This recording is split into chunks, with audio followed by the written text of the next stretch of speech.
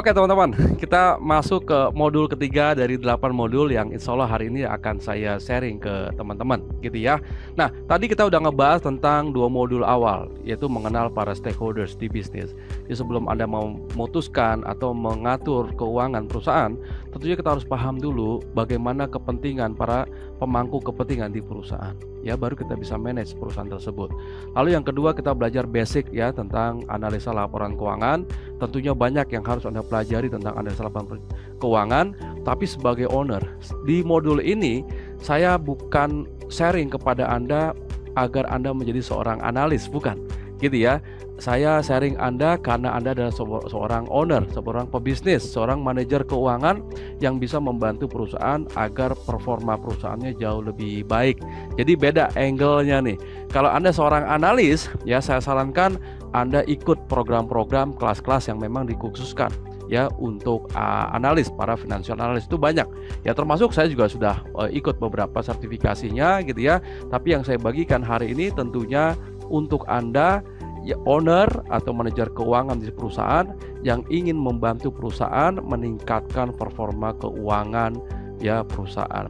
Nah, kita akan masuk ke modul ketiga yaitu analisa penjualan. Oke, dari laporan laba rugi yang paling atas adalah penjualan. Dan ini adalah satu variabel keuangan yang paling penting ya, saya bilang vital di dalam sebuah perusahaan. Revenue atau sales atau penjualan atau top line ini adalah sumber pendapatan yang paling penting di laporan laba rugi. Ya, no revenue no business, no omset no business. Nggak ada omset kita nggak bisa ngapa-ngapain teman-teman. Maka Anda harus sangat bisa menjaga bagaimana revenue ya di perusahaan Anda. Tentunya kita berharap bahwa revenue kita jaga agar terus bisa tumbuh tentunya ya. Nah lalu bagaimana cara kita menjaganya? Nah sebelum kita memperhatikan apa yang harus kita lakukan agar revenue kita bertambah gitu ya, maka kita harus analisa dulu revenue-nya seperti apa.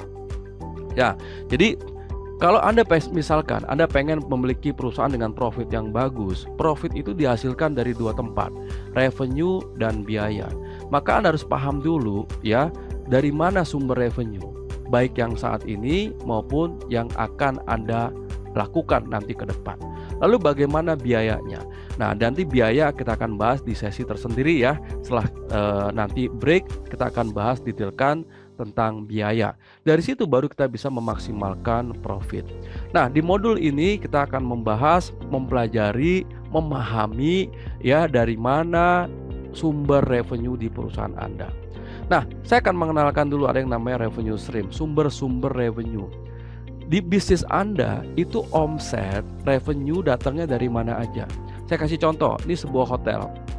Ya, omsetnya didatangkan dari mana? Dari wedding, ya, dari jualan makanan, dari sewa mobil, dari sewa kamar, dari spa, dari menyewakan meeting room dan lain-lain.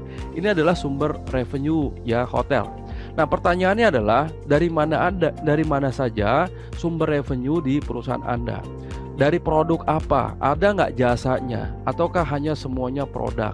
Dari produk ada berapa SKU? Ada berapa artikel kalau perusahaan Anda perusahaan fashion? Gitu ya, yang Anda keluarkan. Ada berapa kategori produk?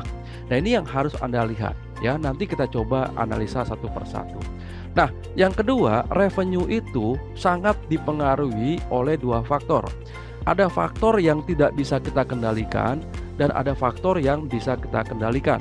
Contohnya apa? Ya, faktor yang tidak bisa kita kendalikan contohnya apa? Kondisi makroekonomi, kondisi politik, kondisi geopolitik, perang dagang, pandemi, COVID-19 kita tidak bisa mengendalikan. Nah, yang kedua, kita bisa mengendalikan strateginya. Nah, jadi strategi bisa kita kendalikan. Apa strategi perusahaan untuk bisa meningkatkan revenue itu bisa Anda kendalikan. Tapi Anda nggak bisa kendalikan hal-hal eksternal yang terjadi bukan karena faktor perusahaan, tapi memang karena kebijakan, karena daya beli, karena ekonomi ya, karena politik dan segala macam. Nah, sebelum kita bahas tentang nantinya strategi dan analisanya apa aja di revenue, kita coba kenali hal-hal yang bersifat makronya dulu.